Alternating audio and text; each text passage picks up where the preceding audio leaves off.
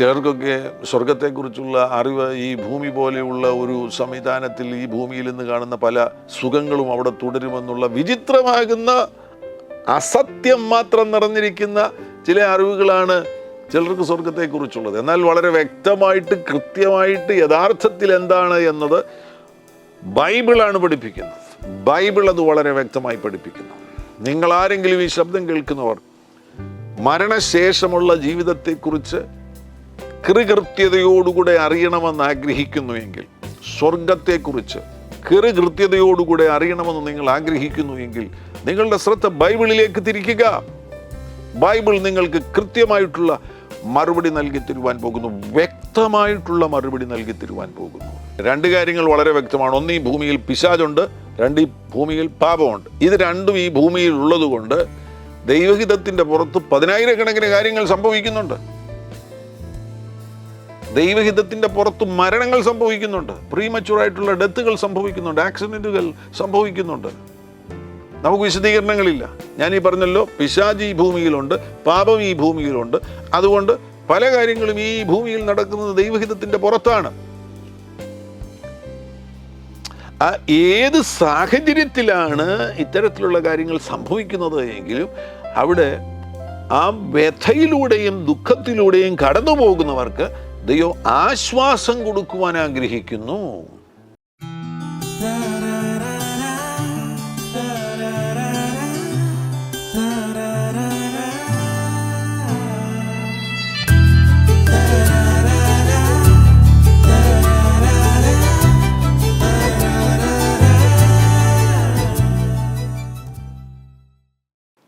മരണത്തിന് ശേഷം എന്ത്?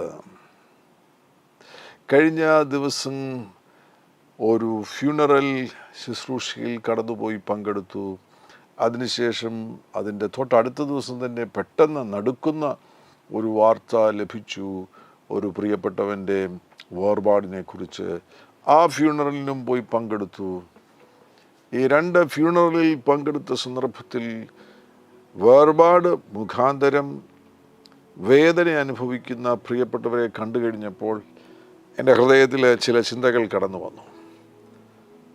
മരണത്തിന് ശേഷമുള്ള കാര്യങ്ങൾ മാത്രമല്ല,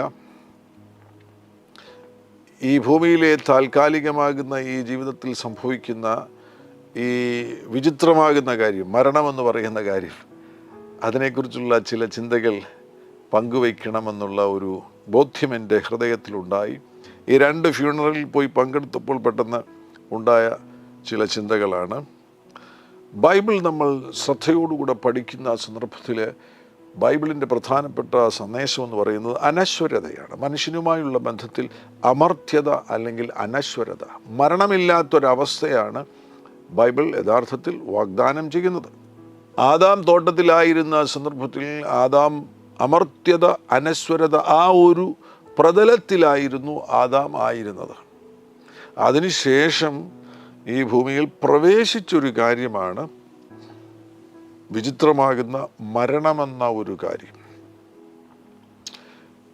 ദൈവരാജ്യവുമായുള്ള ബന്ധത്തിൽ അങ്ങനെ ഒരു കാര്യം അപരിചിതമായിരുന്നു. സ്വർഗവുമായുള്ള ബന്ധത്തിൽ മരണമെന്ന് പറയുന്നൊരു കാര്യം അപരിചിതമായിരുന്നു. ഇടയിൽ കയറി വന്നൊരു സാധനമാണ് മനുഷ്യരുമായുള്ള ബന്ധത്തിൽ, ഭൂമിയുമായുള്ള ബന്ധത്തിൽ ഇടയിൽ കയറി വന്ന ഒരു സാധനമാണ് വിചിത്രമാകുന്ന മരണമെന്ന കാര്യം. ബൈബിൾ ഇമ്മോർട്ടാലിറ്റിയെക്കുറിച്ച്, അനശ്വരതയെക്കുറിച്ച്, അമർത്യതയെക്കുറിച്ച് വളരെ ശക്തമായി പഠിപ്പിക്കുന്നു. പഴയ നിയമത്തിലെ ഒരു വളരെ പ്രധാനപ്പെട്ട ഒരു വാക്യമാണ് സങ്കീർത്തനങ്ങൾ 17:15. അത് ഇമ്മോർട്ടാലിറ്റിയെക്കുറിച്ചുള്ള വളരെ അടിസ്ഥാനപരമാകുന്ന ഒരു ഫൗണ്ടേഷണൽ വേഴ്സാണ്. സങ്കീർത്തനങ്ങൾ 17:15.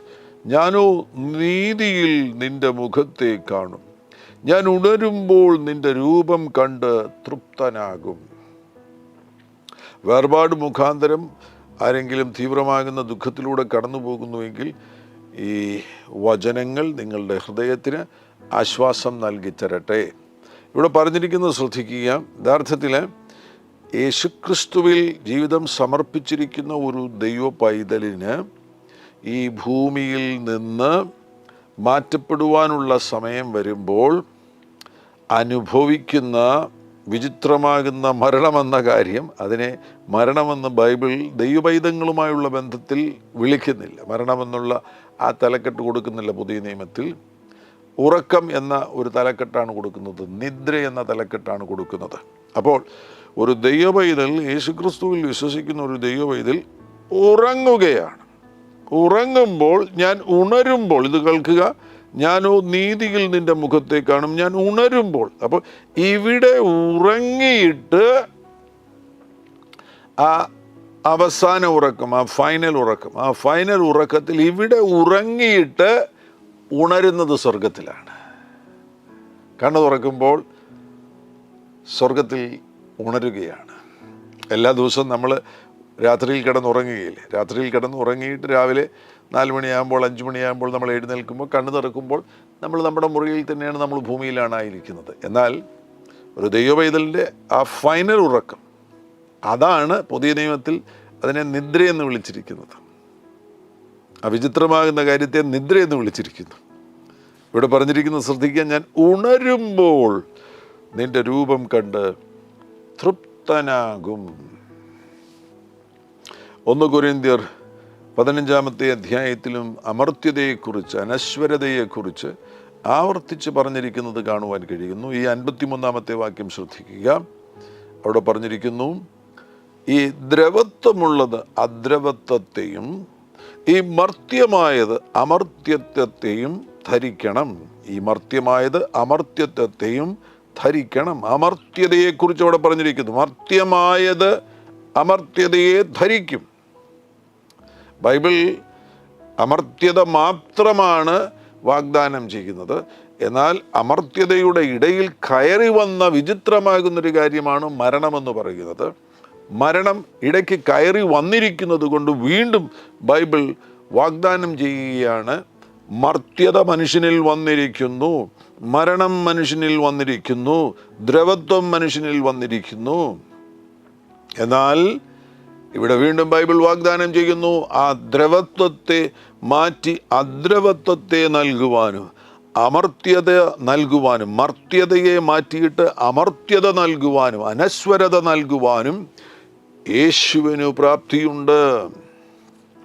യേശുവിന് മാത്രമേ അത് കഴിയത്തുള്ളൂ. യേശു അത് നൽകിത്തരുവാൻ ആഗ്രഹിക്കുകയാണ്.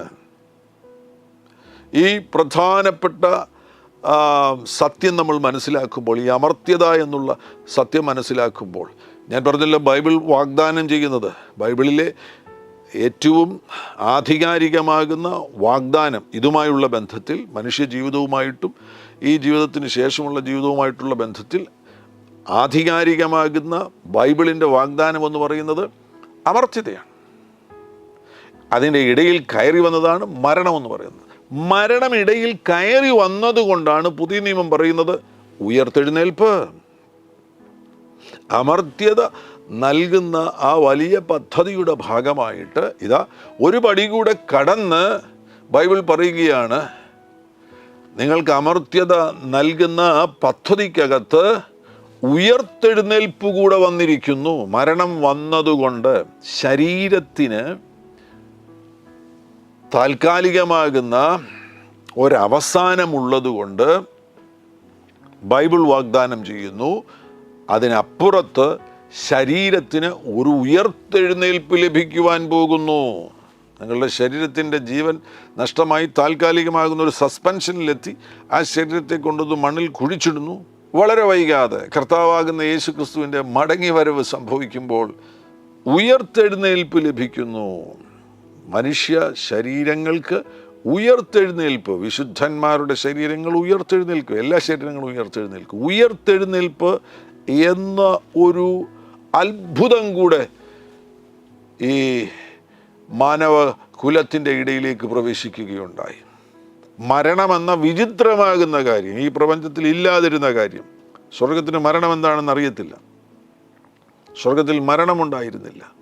മനുഷ്യനെ സൃഷ്ടിക്കുന്നതിന് മുന്നമേ ഉള്ള ലോകത്തിന് മരണമെന്തെന്നറിയത്തില്ല. മരണമില്ലാതിരുന്ന ഈ പ്രപഞ്ചത്തിൽ, മനുഷ്യനുമായുള്ള ബന്ധത്തിൽ, ഭൂമിയുമായുള്ള ബന്ധത്തിൽ മനുഷ്യൻ പാപം ചെയ്തു കഴിഞ്ഞപ്പോൾ വിചിത്രമാകുന്ന മരണം എന്ന ഒരു കാര്യം ഈ ഭൂമിയിലേക്ക് പ്രവേശിക്കുകയുണ്ടായി. മരണത്തെ പിന്തുണയ്ക്കുവാൻ വേണ്ടി, ഒരുവനെ മരണത്തിലേക്ക് കൊണ്ടെത്തിക്കുവാൻ വേണ്ടി രോഗം പ്രവേശിച്ചു, ആന്തരികമാകുന്ന സംഘർഷങ്ങൾ പ്രവേശിച്ചു, കഷ്ടത പ്രവേശിച്ചു, വേദന പ്രവേശിച്ചു, ദുരിതങ്ങൾ പ്രവേശിച്ചു, ദാരിദ്ര്യം പ്രവേശിച്ചു, എല്ലാ തരത്തിലുമുള്ള നിഷേധാർത്ഥകമാകുന്ന കാര്യങ്ങൾ ഈ ഭൂമിയിലേക്ക് പ്രവേശിച്ചു. അതെല്ലാം വാതിലുകളാണ്. അതിനു മുന്നമേ അതുണ്ടായിരുന്നില്ല. മനുഷ്യൻ പാപം ചെയ്തതോടുകൂടെ, പാപമെന്ന വാതിൽ തുറക്കപ്പെട്ടതോടുകൂടെ, ആ പാപമെന്ന വാതിൽ തുറക്കപ്പെട്ട് കഴിഞ്ഞപ്പോൾ അതിലൂടെ ഇടിച്ചു കയറുകയാണ് ഇവരെല്ലാവരും കൂടെ. മരണം അകത്തു കയറുന്നു, രോഗം അകത്തു കയറുന്നു, മനുഷ്യരുടെ ഇടയിലേക്ക്, ഭൂമിയിലേക്ക് ഇവരെ ഇരച്ചു കയറുകയാണ്. അവരെല്ലാവരും കൂടെ ഈ ഭൂതലത്തിൽ വന്ന് മനുഷ്യജീവിതം ദുരിതപൂർണമാക്കിയിരിക്കുന്നു. അതുകൊണ്ട് ഇന്ന് ആക്സിഡൻസ് ഉണ്ട്, മനുഷ്യൻ ആത്മഹത്യ ചെയ്യുന്നു, മനുഷ്യൻ നാച്ചുറലായിട്ട് രോഗങ്ങൾക്ക് വിധേയനായി മരിക്കുന്നു. പിന്നെ ഇപ്പോൾ മനുഷ്യർ തന്നെ ചിലർ മരിക്കാതെ കിടക്കുന്നതിനാൽ ചില പ്രത്യേക മെഡിസിൻസ് അപ്ലൈ ചെയ്ത് മരണം സ്വീകരിക്കുവാൻ തക്കവണ്ണമുള്ള നിയമമുള്ള രാജ്യങ്ങളുണ്ട്. വൈദ്യശാസ്ത്രത്തിന് തന്നെ വേണമെങ്കിൽ ഒരു മനുഷ്യനെ ഇപ്പോൾ ഔദ്യോഗികം എന്ന് പറയുന്നതിനേക്കാൾ ഉപരിയായിട്ട് ലീഗലായിട്ട് കൊല്ലുവാൻ കഴിയുന്ന ആ നിലയിലുള്ള കാര്യങ്ങൾ ഉള്ള ഒരു ലോകത്തിലാണ് നമ്മളിപ്പോൾ ആയിരിക്കുന്നത്. അതിൻ്റെ നടുവിലാണ് ഈ മരണം ഏറ്റവും വലിയ ദുഃഖം മനുഷ്യരിൽ കൊണ്ടിരുന്നത്. ഈ ഭൂമിയിലായിരിക്കുന്നവർ, ഈ മരിച്ച വ്യക്തിയെ സംബന്ധിച്ചിടത്തോളം അദ്ദേഹം അടുത്ത ലോകത്തിലേക്ക് പോയി, അതെവിടെയാണ് നിയമിക്കപ്പെട്ടിരിക്കുന്ന ആ ലോകത്തിലേക്ക് പോകുന്നു.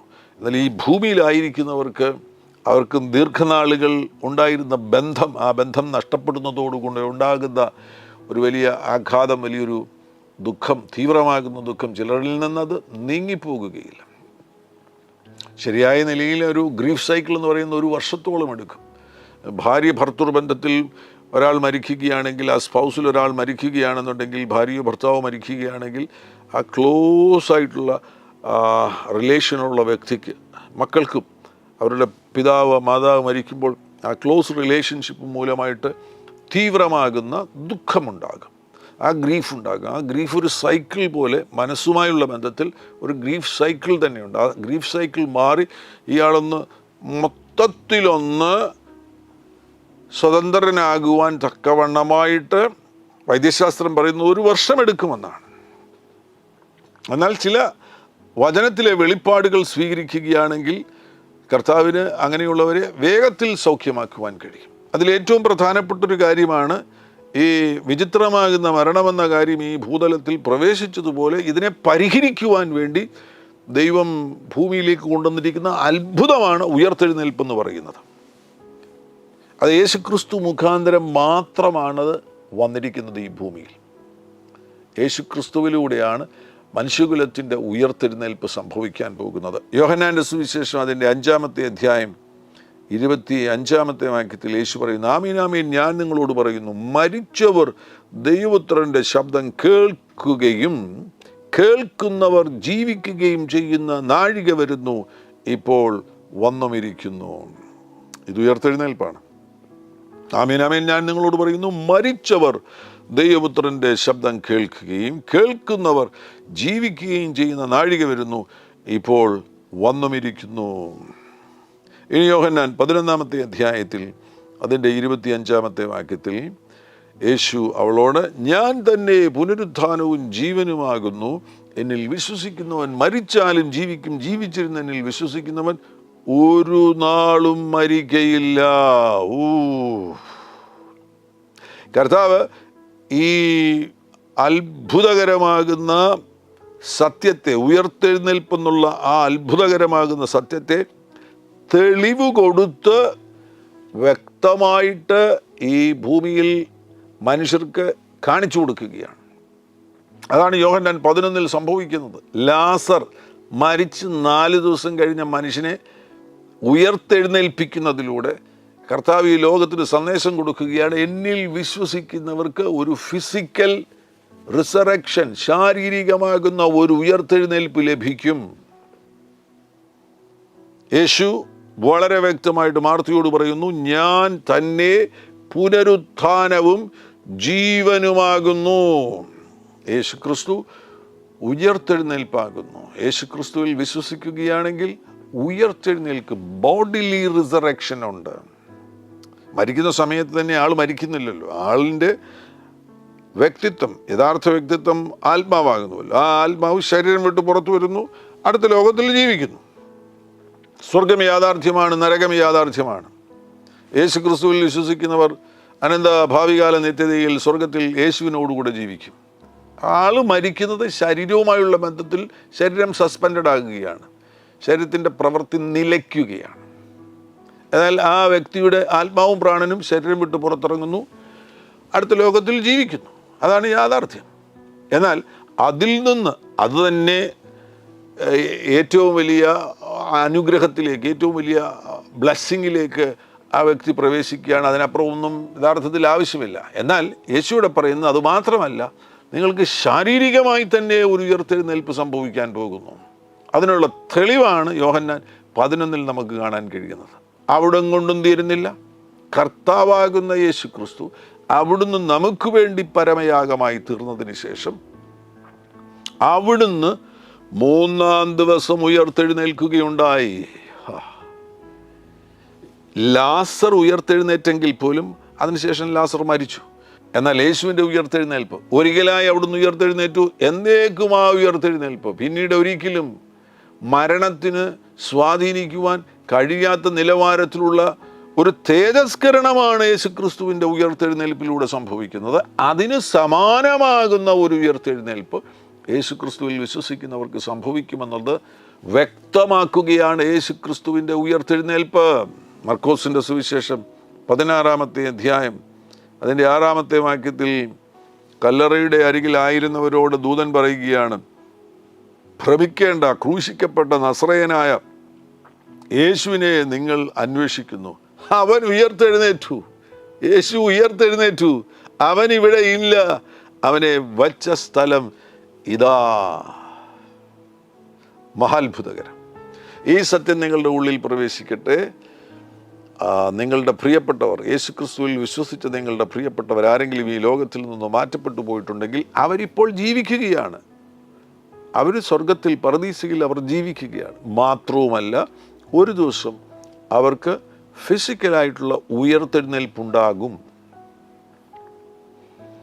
ഇനി ഒരു പ്രധാനപ്പെട്ട കാര്യം കൂടി ഞാൻ നിങ്ങളുടെ ശ്രദ്ധയിൽ കൊണ്ടുവരാൻ ആഗ്രഹിക്കുകയാണ്. ഈ നിലയിൽ അമർത്യതയെക്കുറിച്ച്, അനശ്വരതയെക്കുറിച്ച് വളരെ വ്യക്തമായിട്ട് ബൈബിൾ പഠിപ്പിക്കുന്നു. മറ്റൊരു സംവിധാനത്തിലും ഇത്രയും വ്യക്തതയോടുകൂടിയുള്ള ഒരു പഠിപ്പിക്കൽ ഇല്ല. മരണശേഷം എന്ത്, സ്വർഗമെന്ത്, ഇതിനെക്കുറിച്ചുള്ള വ്യക്തമാകുന്ന പഠിപ്പിക്കലുകൾ. ചിലർക്കൊക്കെ സ്വർഗത്തെക്കുറിച്ചുള്ള അറിവ് ഈ ഭൂമി പോലെയുള്ള ഒരു സംവിധാനത്തിൽ ഈ ഭൂമിയിൽ നിന്ന് കാണുന്ന പല സുഖങ്ങളും അവിടെ തുടരുമെന്നുള്ള വിചിത്രമാകുന്ന അസത്യം മാത്രം നിറഞ്ഞിരിക്കുന്ന ചില അറിവുകളാണ് ചിലർക്ക് സ്വർഗത്തെക്കുറിച്ചുള്ളത്. എന്നാൽ വളരെ വ്യക്തമായിട്ട്, കൃത്യമായിട്ട് യഥാർത്ഥത്തിൽ എന്താണ് എന്നത് ബൈബിളാണ് പഠിപ്പിക്കുന്നത്. ബൈബിൾ അത് വളരെ വ്യക്തമായി പഠിപ്പിക്കുന്നു. നിങ്ങളാരെങ്കിലും ഈ ശബ്ദം കേൾക്കുന്നവർ മരണശേഷമുള്ള ജീവിതത്തെക്കുറിച്ച് കൃത്യതയോടുകൂടെ അറിയണമെന്ന് ആഗ്രഹിക്കുന്നുവെങ്കിൽ, സ്വർഗത്തെക്കുറിച്ച് കൃത്യതയോടുകൂടെ അറിയണമെന്ന് നിങ്ങൾ ആഗ്രഹിക്കുന്നുവെങ്കിൽ നിങ്ങളുടെ ശ്രദ്ധ ബൈബിളിലേക്ക് തിരിക്കുക. ബൈബിൾ നിങ്ങൾക്ക് കൃത്യമായിട്ടുള്ള മറുപടി നൽകി തരുവാൻ പോകുന്നു, വ്യക്തമായിട്ടുള്ള മറുപടി നൽകി തരുവാൻ പോകുന്നു. മനുഷ്യന് മരണശേഷം എന്തു സംഭവിക്കുമെന്ന് വളരെ വ്യക്തമായി ബൈബിൾ നമ്മെ പഠിപ്പിക്കുകയാണ്. അവിടെ ഇനിയൊരു പ്രധാനപ്പെട്ട കാര്യം കൂടെ ഞാൻ നിങ്ങളുടെ ശ്രദ്ധയിൽ കൊണ്ടിരുന്നു.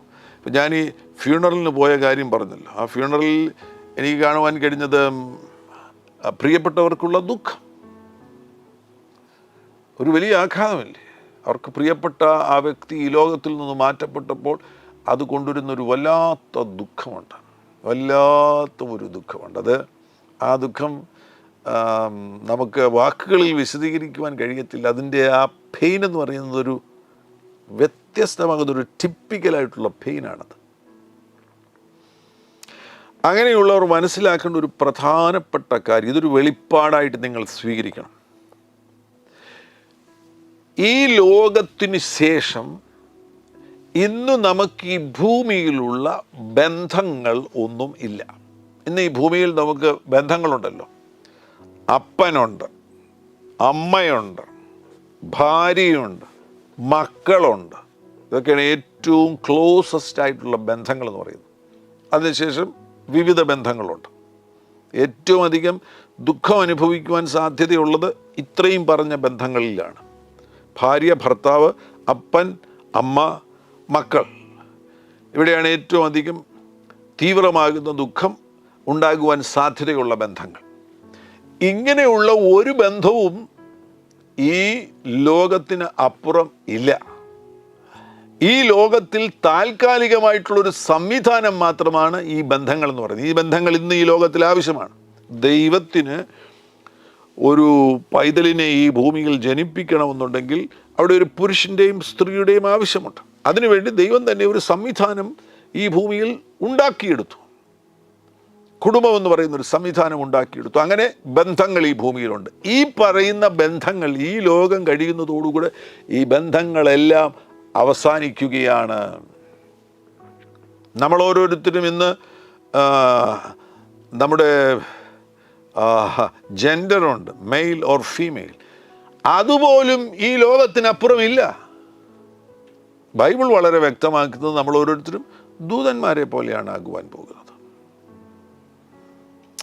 അങ്ങനെയുള്ള ഒരു ലോകത്തിലേക്ക് നമ്മൾ പോകുന്നത് കൊണ്ട് ഇവിടെ വെച്ച് തന്നെ വേർപാട് സംഭവിക്കുമ്പോൾ, നമ്മുടെ പ്രിയപ്പെട്ടവർ ഈ ലോകത്തിൽ നിന്ന് മാറ്റപ്പെടുമ്പോൾ നമ്മുടെ മനസ്സിനെ ആ നിലയിൽ സെറ്റ് ചെയ്യുന്നത് ഉപകാരപ്രദമായിരിക്കും. ആവശ്യമില്ലാത്ത തീവ്ര ദുഃഖങ്ങളും പിന്നെ ഈ വ്യക്തിയുമായിട്ടുള്ള പഴയ ബന്ധങ്ങളുടെ ആ ചരക്കുകളും ചുമന്നുകൊണ്ട് നടക്കേണ്ടതായിട്ട് വരില്ല.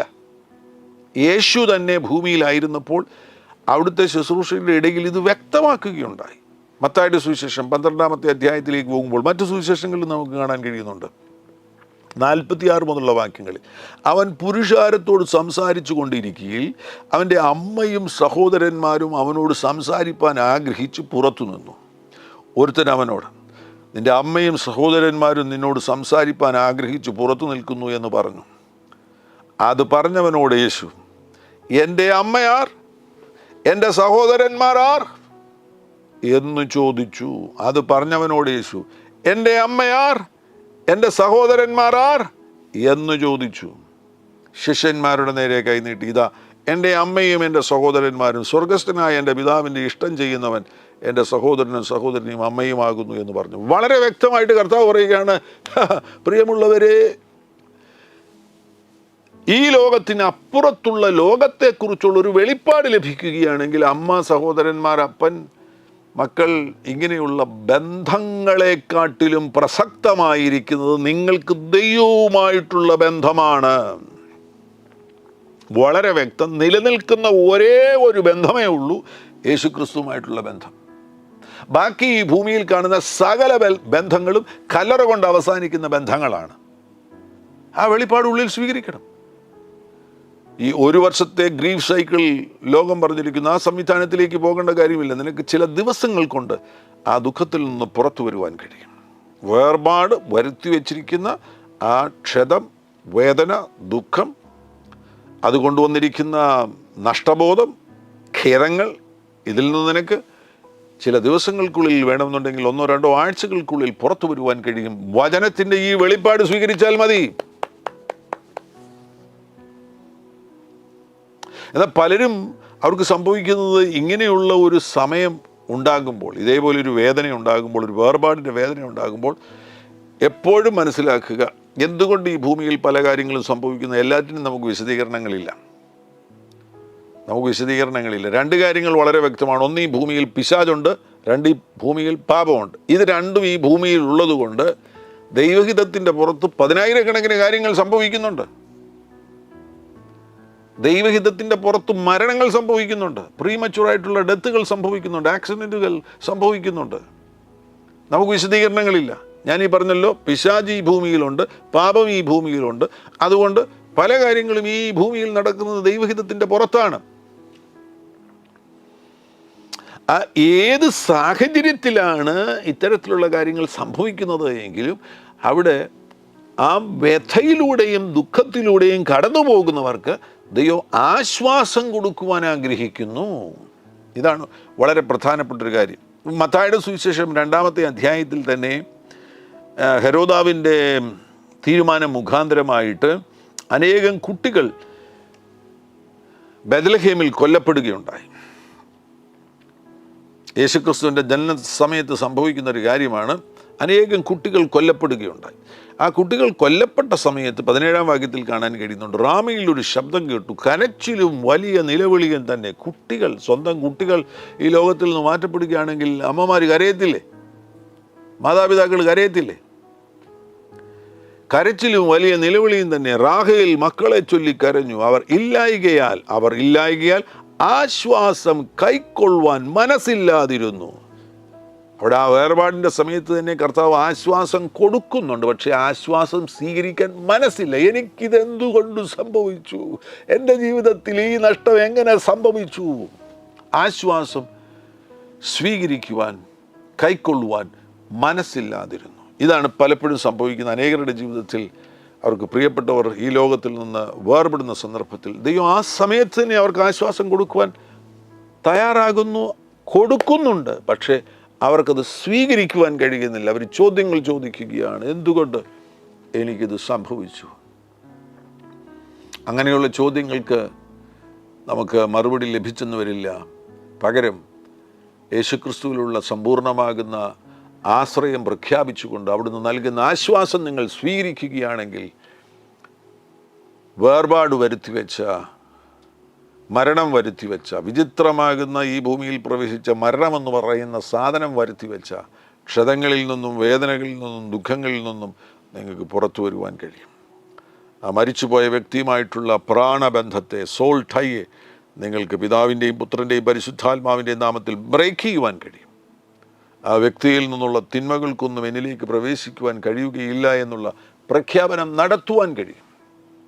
മറിച്ച് ആ തീവ്ര ദുഃഖം ധാരാളം സമയം വെച്ചുകൊണ്ടിരിക്കുകയാണെങ്കിൽ, ദീർഘസമയം വെച്ചുകൊണ്ടിരിക്കുകയാണെങ്കിൽ, നീണ്ട നാളുകൾ വെച്ചുകൊണ്ടിരിക്കുകയാണെങ്കിൽ, ആ വ്യക്തിയിലുള്ള തിന്മകൾ, രോഗങ്ങൾ, ആ വ്യക്തിയിലുള്ള പലതും ഉള്ളിലേക്ക് പ്രവേശിക്കുവാൻ, നിങ്ങളിലേക്ക് പ്രവേശിക്കുവാൻ, നിങ്ങൾ ഏറ്റവും ക്ലോസസ്റ്റ് ആയിട്ടുള്ള വ്യക്തിയാകുന്നതിനാൽ നിങ്ങളിലേക്ക് പ്രവേശിക്കുവാനുള്ള സാധ്യത ഉള്ളതുകൊണ്ട് ആരംഭ ദിവസങ്ങളിൽ തന്നെ ആ വ്യക്തിയുമായിട്ട്, മരിച്ചുപോയ വ്യക്തിയുമായിട്ടുള്ള ബന്ധം തീർന്നു. അത് ഈ ഭൂമിയിൽ താൽക്കാലികമായൊരു സംവിധാനം മാത്രമായിരുന്നു. നിത്യതയുമായുള്ള ബന്ധത്തിൽ സഹോദരനോ സഹോദരിയോ അമ്മയോ അപ്പനോ ഭാര്യയോ ഭർത്താവോ ഇല്ല. അതിനാൽ മരണം സംഭവിച്ചതിൻ്റെ അടുത്ത ദിവസങ്ങളിൽ തന്നെ ആ വ്യക്തിയുമായിട്ടുള്ള സോൾ ടൈയെ കട്ട് ചെയ്ത് നിങ്ങളുടെ സ്വർഗീയ പിതാവിലേക്ക് നിങ്ങളുടെ ശ്രദ്ധ കേന്ദ്രീകരിക്കുകയാണ് എങ്കിൽ വേർപാടിൻ്റെ ദുഃഖത്തിൽ നിന്ന് പുറത്തു വരുവാൻ കഴിയും. ദൈവം നിങ്ങളെ ഏൽപ്പിച്ചിരിക്കുന്ന ദൗത്യങ്ങളിൽ നിങ്ങൾക്ക് വിജയകരമായി മുന്നോട്ട് പോകുവാൻ കഴിയും. ആ പർപ്പസുകളിൽ നിങ്ങൾക്ക് വിജയികളായി തീരുവാൻ കഴിയും. ഒരിക്കലും സംഭവിച്ച ആ ദുരന്തം അല്ലെങ്കിൽ ആ ട്രോമ, ആ സംഭവം വരുത്തിവെച്ച ട്രോമ, ആഘാതം നിങ്ങളുടെ പ്രൊഡക്ടിവിറ്റിയെയും ഫലസമൃദ്ധിയെയും നിങ്ങളിൽ നിന്ന് പുറപ്പെടേണ്ട നന്മകളെയും തടയുകയില്ല. നിങ്ങൾ കൂടുതൽ ഫലസമൃദ്ധിയുള്ളവരായി ദൈവരാജ്യത്തിൽ പ്രയോജനപ്പെടും. അതാണ് ദൈവം ആഗ്രഹിക്കുന്നത്. നിങ്ങൾക്ക് ഈ ഭൂമിയിലൊരു ദൗത്യമുണ്ട്. നിങ്ങൾക്ക് സംഭവിച്ച ആ വേർപാട്, നിങ്ങളുടെ പ്രിയപ്പെട്ടവരുടെ വേർപാട് മുഖാന്തരം നിങ്ങൾക്ക് സംഭവിച്ച ആ ആഘാതം നിങ്ങളുടെ മുന്നോട്ടുള്ള യാത്രയ്ക്ക് ഒരിക്കലും ഒരു തടസ്സമാകാതെ ദൈവം നിങ്ങളെ ഏൽപ്പിച്ചിരിക്കുന്ന ഉത്തരവാദിത്തങ്ങളിൽ വിജയികളാകുവാൻ വേണ്ടി ആ സോൾട്ടയെ കട്ട് ചെയ്ത് യേശുക്രിസ്തുവിൽ ശ്രദ്ധ കേന്ദ്രീകരിച്ച് മുന്നോട്ട് പോകുക. മഹാത്ഭുതങ്ങൾ സംഭവിക്കും. മാത്രമല്ല, ഈ ലോകത്തിന് അപ്പുറത്ത് നമ്മൾ എത്തിച്ചേരുമ്പോൾ നമുക്ക് ഈ ഭൂമിയിൽ നഷ്ടപ്പെട്ടവരെയൊക്കെ അവരൊക്കെ സ്വർഗത്തിൽ എത്തിച്ചേരുകയാണെങ്കിൽ അവിടെ വെച്ച് നമ്മൾ കാണാൻ പോവുകയാണ്. ഒന്നിച്ച് യേശുവിനെ ആരാധിക്കുവാൻ പോകുന്നു. അത്ഭുതകരമാകുന്ന ദൈവിക ആശ്വാസവും സമാധാനവും കൊണ്ട് ഇത് ശ്രമിക്കുന്ന എല്ലാവരുടെയും ഹൃദയങ്ങളെ കർത്താവ് ആശ്വസിപ്പിക്കട്ടെ. പരിശുദ്ധ പിതാവേ, യേശു ക്രിസ്തുവിൻ നാമത്തിൽ അങ്ങയുടെ ജനത്തെ ബ്ലസ് ചെയ്ത് പ്രാർത്ഥിക്കുന്നു. ഒരു പുത്തൻ സ്പർശനത്തെ കർത്താവ് അയക്കുന്നതിനായി സ്തോത്രം ചെയ്യുന്നു. എന്നെ കേൾക്കുന്ന പ്രിയപ്പെട്ടവരുടെ ഹൃദയങ്ങളിൽ ഏറ്റവും ക്ലോസസ്റ്റ് ആയിട്ടുള്ള ബന്ധുക്കളുടെ ഈ ലോകത്തിൽ നിന്നുള്ള മാറ്റം മുഖാന്തരം വ്യതയോ ദുഃഖമോ വേദനയോ അനുഭവിക്കുന്നുണ്ട്, ഇപ്പോൾ ആശ്വാസത്തിൻ്റെ കരം നീട്ടി അവരെ ആശ്വസിപ്പിക്കുകയും അവരുടെ മനസ്സുകളെ സൗഖ്യമാക്കുകയും ചെയ്യണമേ എന്ന് യേശുവിൻ നാമത്തിൽ പ്രാർത്ഥിക്കുന്നു.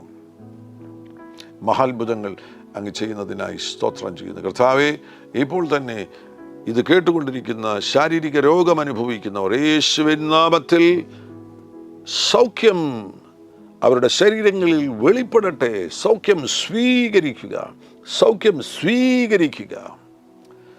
അത്ഭുതങ്ങൾ കർത്താവ് ചെയ്യുന്നതിനായി സ്തോത്രം ചെയ്യുന്നു. സകലത്തിലും യേശു ക്രിസ്തുവിൻ്റെ നാമം മഹത്വമെടുക്കട്ടെ, യേശുവിൻ നാമത്തിൽ തന്നെ. ആമേൻ, ഹല്ലേലൂയ. ഈ എപ്പിസോഡ് തീർച്ചയായിട്ടും നിങ്ങൾ മറ്റുള്ളവരുമായി പങ്കുവയ്ക്കണം. ഈ ചാനൽ ഇതുവരെയും സബ്സ്ക്രൈബ് ചെയ്തിട്ടില്ലെങ്കിൽ ദയവായി സബ്സ്ക്രൈബ് ചെയ്യുക. കർത്താവ് ആകുന്ന യേശു ക്രിസ്തു നിങ്ങളുടെ കൂടെയിരിക്കും. God bless you. ആമേൻ.